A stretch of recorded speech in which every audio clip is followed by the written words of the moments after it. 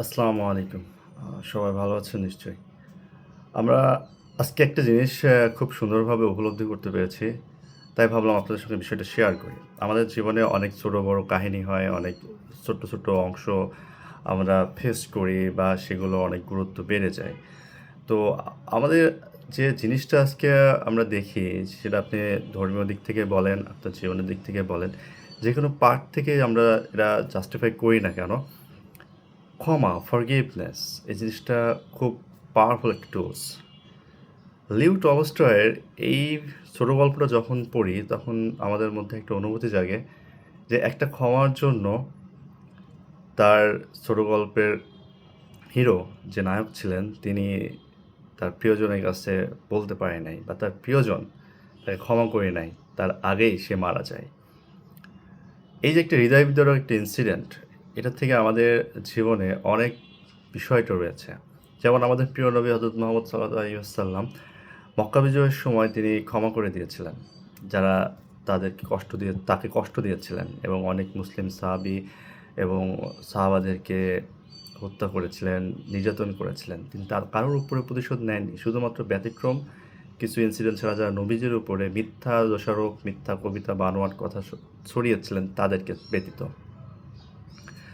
So ক্ষমা একটা মহান একটা জিনিস যেটা আপনাকে এত পরিমাণ রিলিজ দেয়, আপনাকে এত পরিমাণ ইন্টারনালি যে পেইনটা হয়, আপনি নিঃশ্বাস নিতে পারেন না, আপনার বুকটা কেঁপে ওঠে, আপনি হাহাকার করেন, আপনি অনেক সময় ব্রিদিং নিতেও প্রবলেম হয়।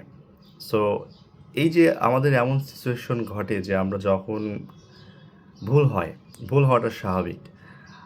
আর ভুলটা মানুষেরই করে।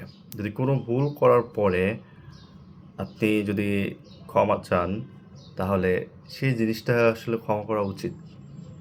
একই সঙ্গে আপনার সঙ্গে যদি কেউ ভুল করে, তাকেও কিন্তু ক্ষমা করে দেওয়া উচিত। এটা হয় এই কারণে যে আমরা কোনো মানুষকে যদি ক্ষমা করে দিই, তাহলে আমাদের মনের মধ্যে যে পেইনটা তৈরি হয়, যে ইনক্লাইনেশনটা তৈরি হয়, যে ক্ষোভ, যে রাগ, যে ঘৃণা, যে অসহ্যতা, যে আক্রোশটা তৈরি হয়, সেটা কিন্তু অনেকটাই পানি হয়ে যায়। যেমন ধরেন কোনো দেশ, জার্মানি 2nd ওয়ার্ল্ড ওয়ারে প্রচুর পরিমাণে অন্যায় করেছিল কিন্তু। তারা অনেক দেশের নাগরিকদের হত্যা করেছিল। তারা এখন কিন্তু হাঁটু গেড়ে ক্ষমা প্রার্থনা করে। সো পোল্যান্ডবাসী বলেন, নেদারল্যান্ড বলেন, রাশিয়া, ফ্রান্স বলেন, তারা যদি এটা ক্ষমা করে দেয়, তাহলে দেখবেন এই মানুষটা যে ক্ষমা চেয়েছে, সে কিন্তু তার দাস হয়ে যায়। ঠিক লিও টলস্টয়ের সেই ক্ষমা ছোড়ো গল্পের মতো। তো ওইখানে আমরা কি দেখেছিলাম যে নায়ক তিনি অনেক ভুল করেছেন, অত্যাচার করেছিলেন, কিন্তু তার ওয়াইফ তাকে ক্ষমা করে নাই। যখন ক্ষমা করলেন, তার আগেই তিনি বুঝতে পারলেন যে ইনি তার হাসব্যান্ড। তিনি ক্ষমা চাওয়ার জন্য তার কাছে এসেছিলেন, কিন্তু সেই সুযোগটা তাকে দেওয়া হয় নাই এবং তিনি ক্ষমা চাওয়ার আগেই নায়কটা মারা যায়।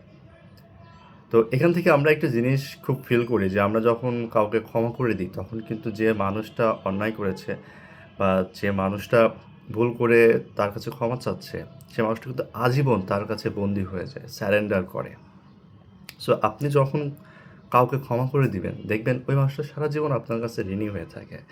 আপনার ভিতর থেকে একটা ভালোবাসা, রেসপেক্ট চলে আসে।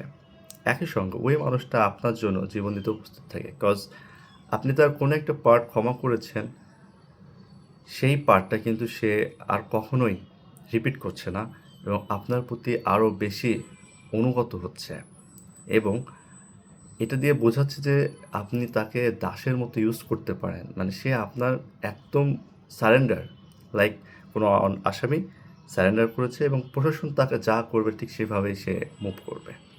সো আমাদের প্রাত্যহিক জীবনে এরকম অনেক জিনিস ঘটে থাকে যেগুলো নিয়ে আমরা আসলে আক্রোশ, রাগ, ক্ষোভ, ঘৃণা পুষে রাখি, যেটা আমাদেরকে আসলে বেশি অসুস্থ করে তোলে।